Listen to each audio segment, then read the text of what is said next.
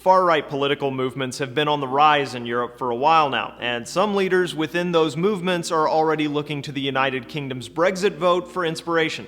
Far-right party leaders in both the Dutch Party for Freedom and the French National Front see the United Kingdom's move as a way to gain momentum in their fights to get their countries to leave the European Union. It's a sentiment that's growing stronger throughout Europe. Far-right political movements are popping up throughout the continent, and many are using the growing anti-immigrant sentiment to push for a Netherlands exit, or a France exit, or a Denmark exit. The list goes on.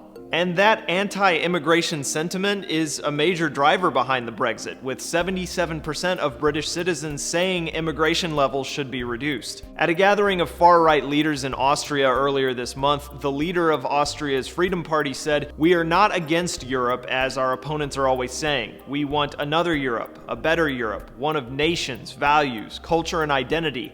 The new fascism comes from the left and from radical Islam." That statement seems to get at the heart of the issue. The Brexit represents, to these parties, a means of taking back sovereignty and national identity that they feel their countries have lost under the European Union. And while many of these far-right groups are drawing on anti-immigration fears, they've also been drawing in supporters with economic arguments and emotional appeals. After concerns over immigration, two of the biggest drivers in far-right growth in Europe have been economic and ethical. These right-wing parties tend to experience periods of growth during economic turmoil or when there are perceived loss of values or ways of life. But maybe it's not over yet. People in the UK are already pushing back against leaving the European Union. There's a petition with well over 1.5 million signatures calling for another referendum. Since it's past the 100,000 signature mark, Parliament will at least consider it for debate.